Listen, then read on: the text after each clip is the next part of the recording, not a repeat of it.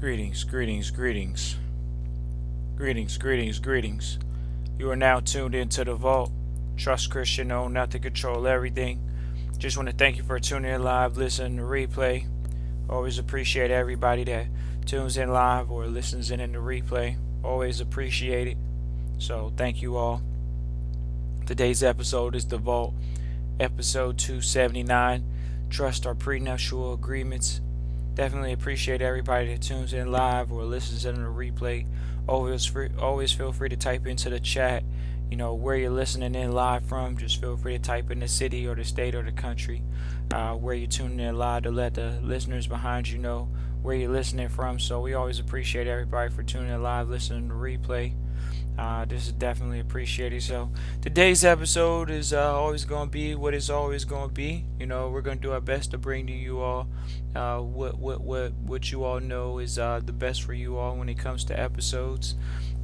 This is Trust Our Prenuptial Agreements, and this has been a episode that so many have tap danced around for such a long time.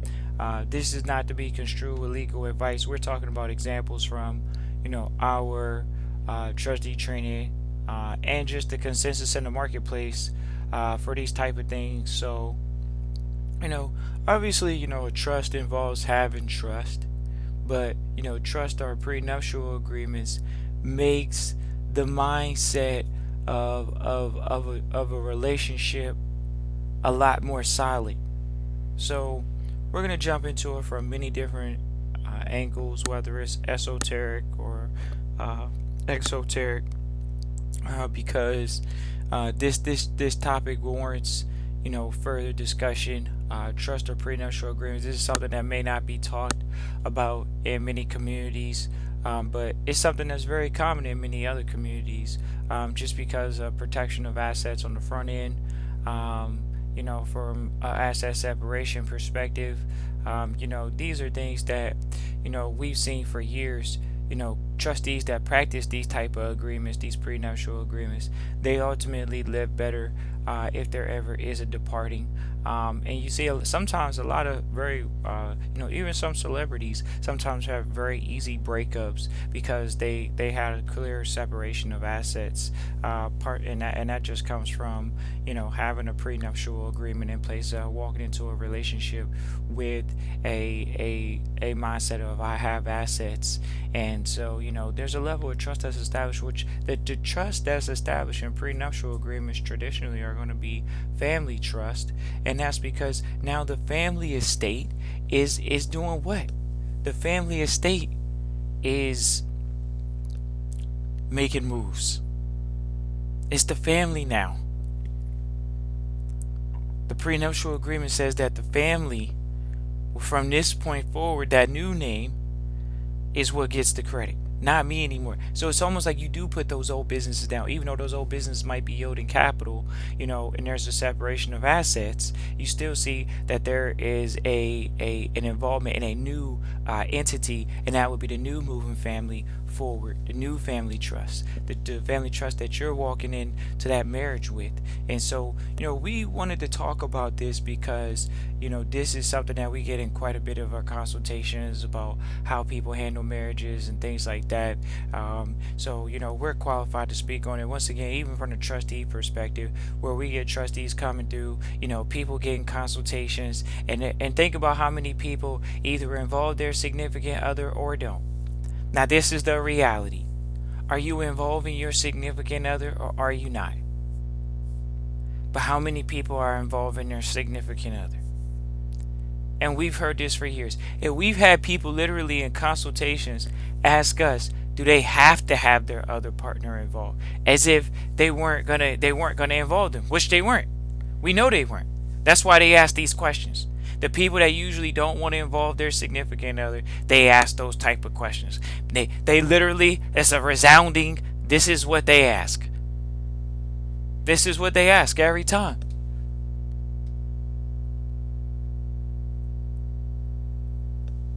But how many people know that though? Oh man, trust Christian. What are they asking you? What are they asking you in the consultations about? The prenuptials and the trust agreement and things like that. They ask, well, can would they do that? Do they have to make the other trustee have access to the money? So, what does the trust do? It's supposed to breed trust. The prenuptials breed trust. They breed trust. Prenuptials do. Well, okay. The prenuptials breed trust.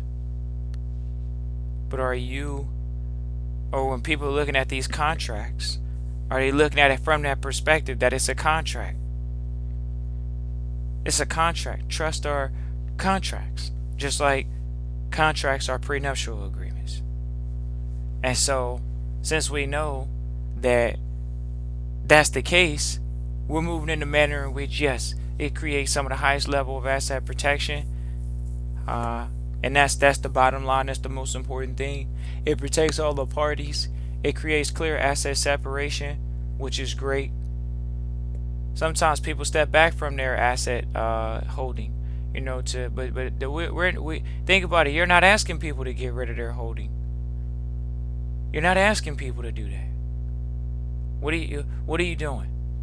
You're not asking people to get rid of their asset holding. You're asking them to create a new asset holding entity, a new family entity. This is what's being asked of the family member now, to create a new one. And this is what people do on a regular basis. This may not be common custom in all cultures, once again, but it is, ladies and gentlemen.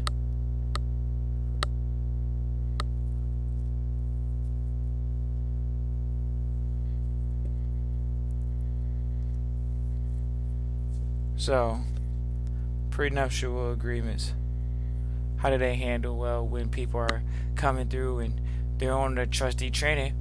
Now, we've had quite a few trustees bring their quote unquote significant other to the trustee training workshops. So women and men come together to the trustee training workshops. We've seen this throughout the years. Marriages, people have brought their children to the trustee training workshops.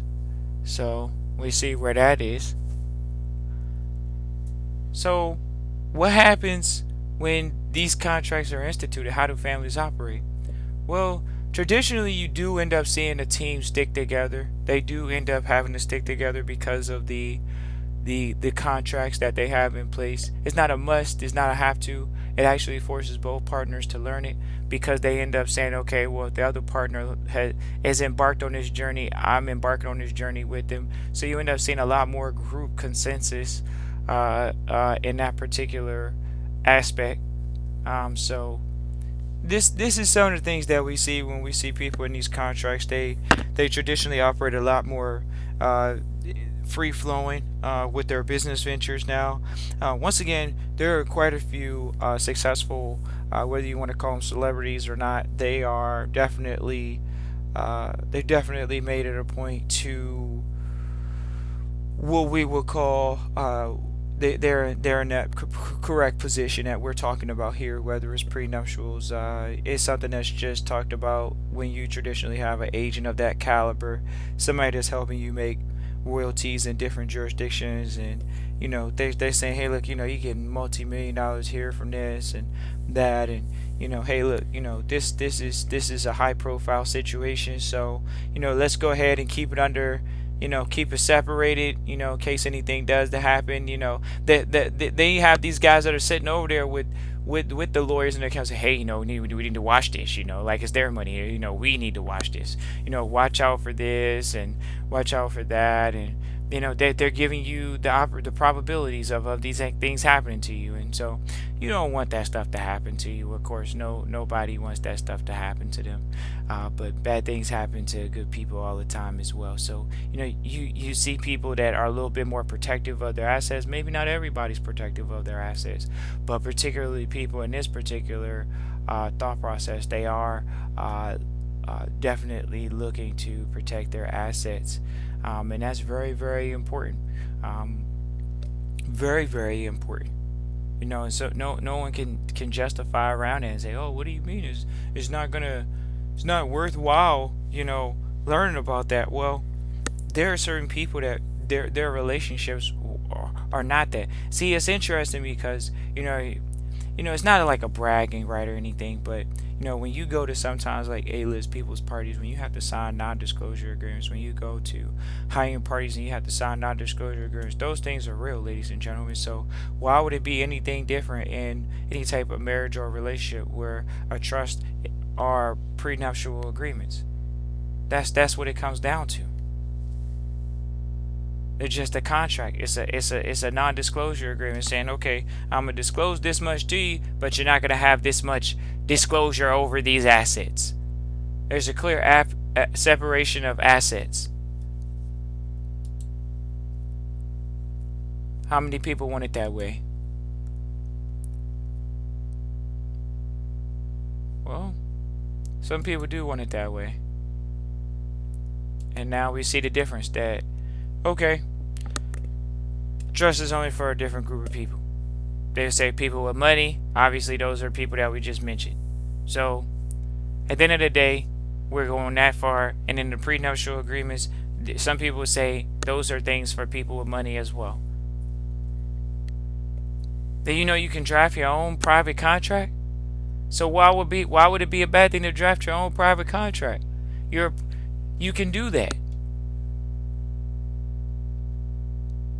But how many people want to draft their own contract? They don't want to draft their own contract. Because it's business, it's not personal. That's what the problem is. People want to leave things in their personal name.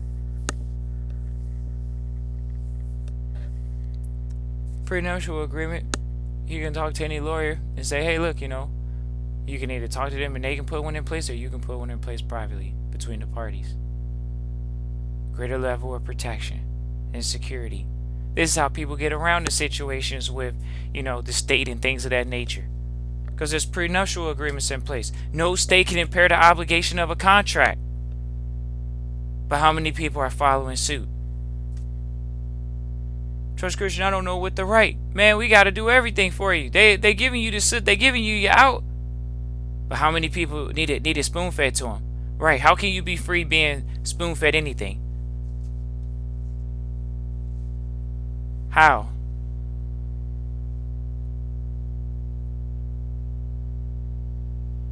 This is where we are. People need help. And that's why the vote is here in 2021 to come back bigger than ever, better than ever. Say we're going to go ahead and tackle the year, start out the gate. We have trustees and people that are enrolled into the accountability coaching program. If you guys want to enroll, it's Christian@trustchristian.com. Once again, that's Christian@trustchristian.com.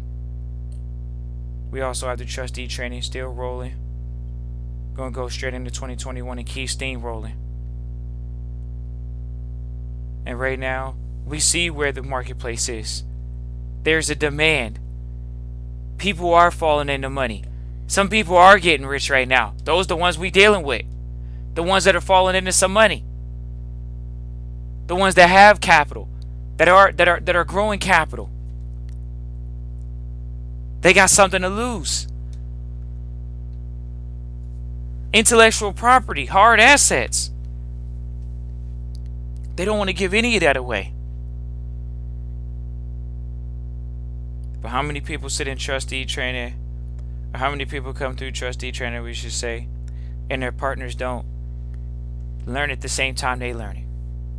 They're learning earshot. How does that work? And then the trustees say, oh man, it's all me. I'm carrying it on my back. I definitely want to teach it to the kids. Alright, well the easiest way to do that is to have a system in place doing it for yourself. This is what we talk to the trustees about, doing it for yourself.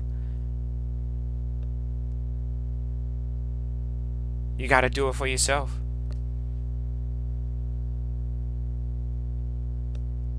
And then you can, the kids will see what's going on. They'll be like, oh, okay, well, this is what dad does, so, or this is what mom does. Or sometimes this weight of trusteeship, it weighs on people. It really does. It's not a weight for everybody. So when people come through and say, "Oh, we want to enroll in the trustee training is a management program." That's what it is. It's a further management program to trusteeship. And so at the end of the day, the prenuptial still are having people operate in contract, which means you still have to be a good steward of not breaching that contract.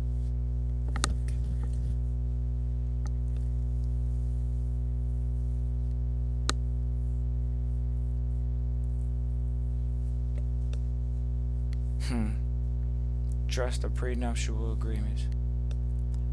Always happen.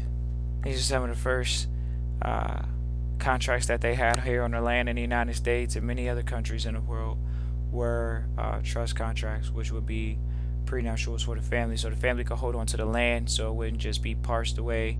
Wouldn't be given back to the municipality or the local area, where the family wouldn't be able to afford to pay for it. So in some respects, when it came, it creates stipulations between how the estate was going to be administered after families came together. So it's always interesting to see how families are administered when it comes to their estates are administered when it comes to this type of situation. It's really interesting to see that. We saw some things recently where people's estates are being undervalued, or just not at times they don't have it in the right position. Maybe the end of the year probably exhausted people last year in 2020, but in 2021, prenuptials, these people say, oh, where are these things on the ranking on the scale of people being married? They're still pretty high. People that are walking into quality marriages nowadays, those are the ones that probably would have the prenuptials, where especially in the American side, whereas the ones that don't, you can see doom and gloom possibly across them. So even to have separation of assets always shows great due diligence in the situation. It shows diligence and care for someone's previous asset holding, and never to have any type of compromise or being able to reach over into those bags of goodies and anything of that nature. Just always showing good, proper, trust and due diligence in the first place. So that's what we would say about that contract and it being in place. A lot of trustees do ask that question about especially the single ones. The single trustees always ask about, well, how does this work when it comes to trusteeship? Should I just do the trust, and should I do the prenuptial agreement? But think about what the prenuptial agreement does. It still gives just an added additional layer that even if the trust did it, it would be beneficial. So nevertheless, if you were as a doing it privately with the partner, then it shows a level of humanness, whereas okay, the trust is an entity, but the prenuptial shows a level of we're a human, and we need to be counted as a flesh and blood being that can have, we're in control of ourselves, and we're doing this under our own volition and creating a contract, because you don't want it to be construed with any type of like mechanical devices or any type of business interest or anything like that.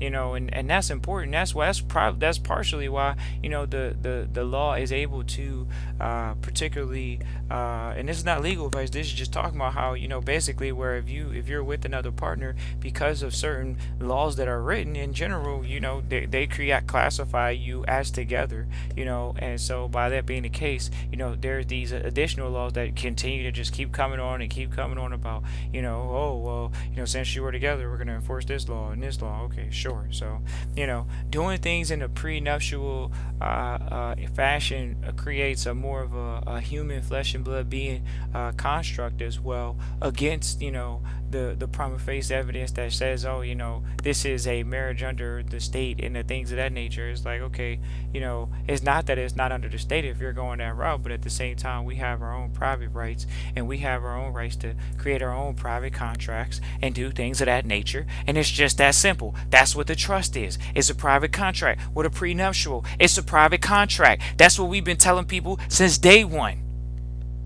It's a private contract. But oh no, you got to do it under the state. Well, of course it is. They're not gonna break a binding contract between two people. That's what a prenup is. It's between two people. So they're gonna enforce it. Oh, okay. You can write your own contract and agreement and get it notarized and stamped, and it's good to go. That's the contract and private agreement that needs to be adhered to at all times, right? Right. And know what can impair the obligation of the contract? This is what we talk about sometime in trustee training when people come through and ask these type of questions. We know that there's a lot of single trustees that come through. They're always looking for a partner, and they ask that type of question. And the people that are married, they're trying to figure out how to make sure that the other partner can't get access to the funds or things of that nature. They're just a senior trustee unless they have their partner there with them. If they have their partner there with them throughout the process, then they're more actively involved in the books and the money and things of that nature. And sometimes quite a few of the entrepreneur families actually are more likely to where the wife is sitting in the room, and she's sitting, especially if there's and that's critical, ladies and gentlemen. You think about that, it's a change in mindset, especially as an entrepreneur investor. You see a lot more of the wives in the room when the family is living off of pure investments or entrepreneurship and ventures. You see a lot more women sitting in the room that are okay with the prenuptials, and they're okay with trust contracts because they're perfectly cool because they're okay with the family dealing in contracts, and they're okay with that. So definitely really excited and happy and thankful that we made it through 2021. This is the first episode of 2021, so appreciate everybody for tuning in live, listening to replay. Shout out to everybody that does that. Type into the chat where you listen to live from. Thank you for everybody for tuning in. Once again, this is Trust Christian in the Vault, episode 279. Trust our prenuptial agreements, and this is just letting you know once again that you're so close to private and you're right there at the private sector, but are you living private sector? And that's why it's important to let the Vault jumpstart your private education. That's why you get a private education from the Vault, so you can move into this capacity, or you can be in this capacity and have the utmost confidence, because it is about knowing the law, and that's important. So you need to know what it stands on. If it's a contract, it stands on Article 1 Section 10. We know that. So appreciate everybody for tuning in live, listening to replay. Appreciate Antioch, California for tuning in live, listening to replay. Shout out to Memphis, Tennessee. Happy New Year on the calendar. Appreciate everybody for tuning in live, listening to replay. Baltimore, Maryland. Shout out to Baltimore, Maryland for tuning in live, listening to replay. And it's interesting because if you think about it, if you're going to be in trust, why wouldn't you have the prenuptial with the person that you're with? That's just pretty obvious and standard equipment, because they know that everything that you're doing with is already in trust. So it means it's almost like they're signing just a private non-disclosure agreement. It's like, yeah, I got to put a snitch agreement in place with the person I love. Exactly. So when they do, because people do, you got something in place. So it actually might keep the proud from tempting, as they say. And they know you're in trust. So what they going to do now? They got to get in trust. That's the purpose of them being in the prenuptial agreement. It's so you can reveal to them that you're in trust, that you're a trustee. That's what. But how you going to do that? You got to peep them out first. You're a multimillionaire. Or are you thinking like that? And so this person that you're rolling up on, you don't reveal your hand to them right away. This is poker.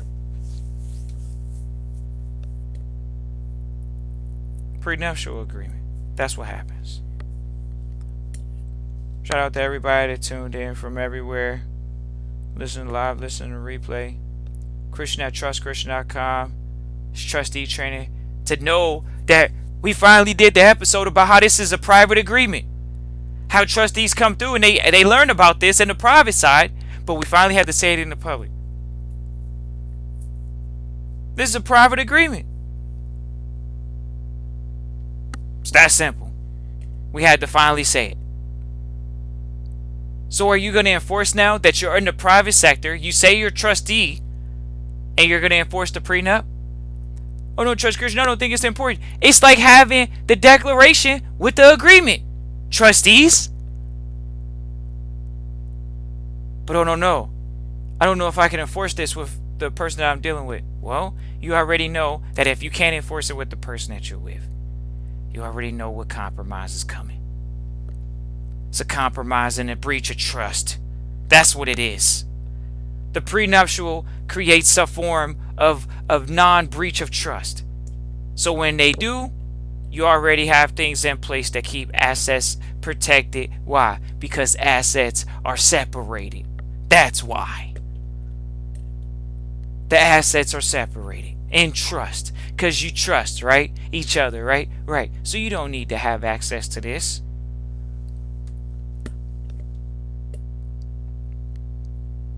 Trust the prenuptial agreements, just like the private. It's a private contract, ladies and gentlemen. That simple. Appreciate you all for tuning in live, listen to replay. Feel free to reach out Christian at trustchristian.com for trustee training, accountability coaching. We're doing 1 hour weekly sessions with people right now, and it's just already been a blast. For years always wanted to do the accountability coaching program where we had some real game changers in place, and we built the quality management program over the years. That's one thing we could say, is we built the quality management program. As far as trusteeship, and we know that when it comes to management, that's what it's all about. The mentors say it's not about the setup. That's not the hardest part. It's the management, ladies and gentlemen. It's the management of the agreements, the contracts, verbal or expressed. And that's where we are in 2021, is just honoring the contracts. The management program is really focused on, even tapping into your spiritual side. A lot of people don't want to talk about those things in the public, but the vault, where you're in the vault, so that there is a spiritual side. You have to be in tune with your inner self. There has to be an inner congruency. It's like the inner voice, but people don't want to talk about the inner voice. If you have the inner voice, you need to have trustee training on how to deal with the inner voice. Management programs. At this point, we can just honestly say in 2021 that most people can say, wow, most of the education I learned from public school was a waste of time, and it really didn't prepare me for some of the outside additional forces that I'm having to deal with in society and just in general. And so since you already know that the extracurricular education is what's going to help you level up. It's no question about it.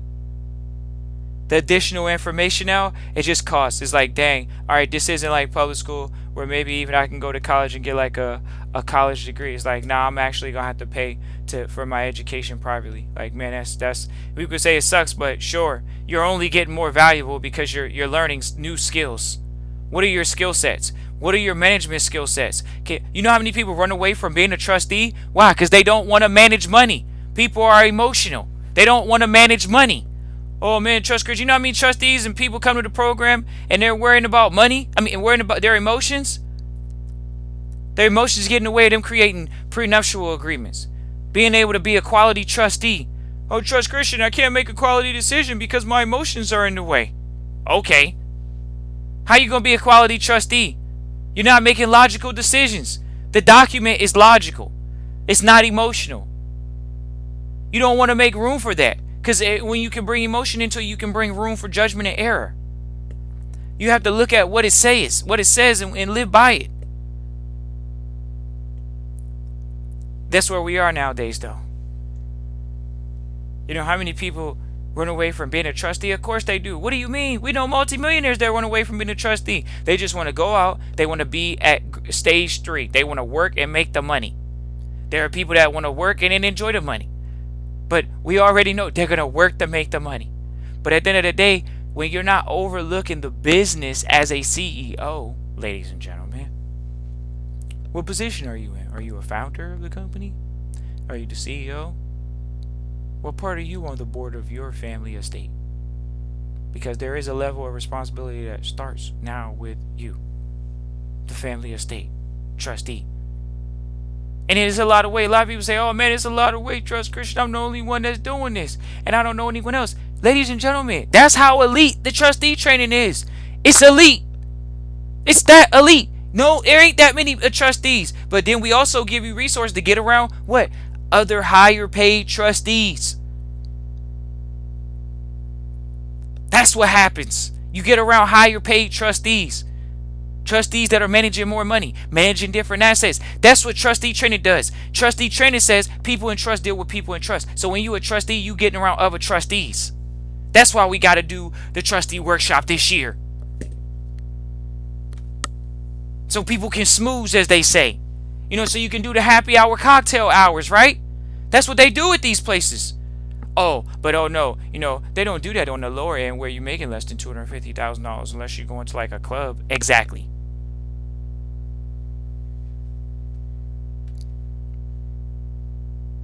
Trust are prenuptial agreements. So having your logical thinking cap on says you're going to be a quality trustee. What happened? Because it's such a important topic. It pulls at your heartstrings. Man, I can't believe I gotta trust somebody now. Exactly. It leaves a person vulnerable. Why do you think one of the most vulnerable words is one of the most powerful words? Because it's that vulnerable. But how many people are gonna move in this fashion? So now you can see why this is made for the elite once again. Because the elite say, look, we know you're going to burn me. So look, I'm going to create a contract that says if you burn me, you can't take anything from me because I don't have anything in my name. How about that? How does that sound? It sounds great. It sounds like you might know that I got some other things going on, but you're never going to be able to reach over and try to say, hey, I heard about this. No, it ends here with our friendship. Right. That's business. But things got a little convoluted now, because people are dealing with each other in watered down entities. They don't even know what entity they're operating in as an entrepreneur. Don't know the benefits, not focusing on any type of efficiency.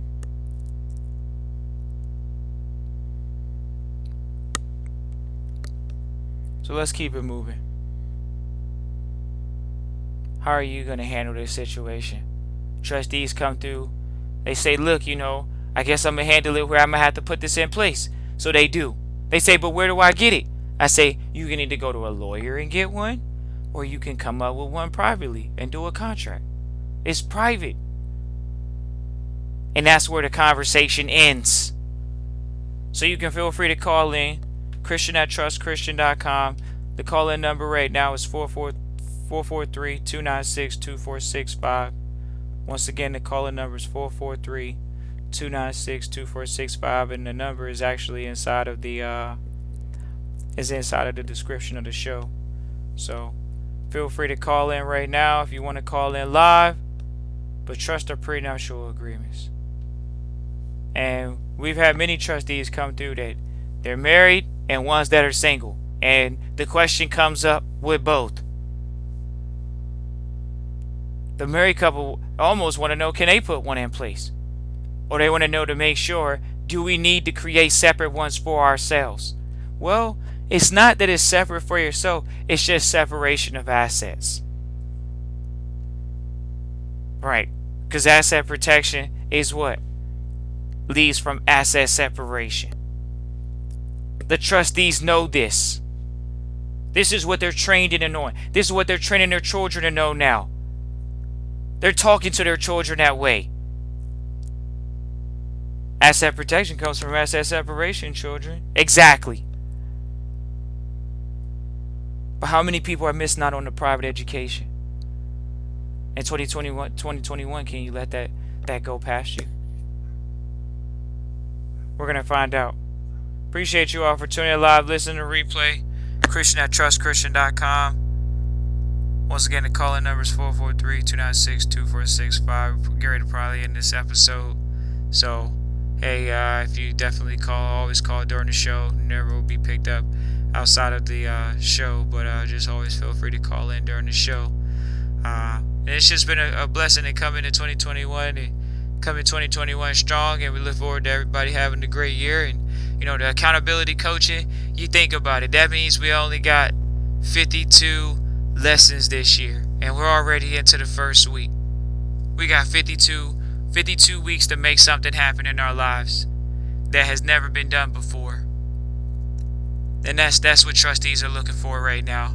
They're looking for the next jump. They made the jump into trustee training, and they're looking to say, what can make this situation be perpetual? In perpetuity. Generations. They say, okay, we got the entity that can literally, it pumped up the well, and now we're thirsty. It pumped up the well, and now they're looking generations deep. More than 3 generations deep, more than 5 generations deep, 9 generations deep. That's where we are. Trust Christian, know nothing, control everything. Appreciate you all for tuning in live, listen to replay. Christian at trustchristian.com. Once again, that's Christian at trustchristian.com. Peace.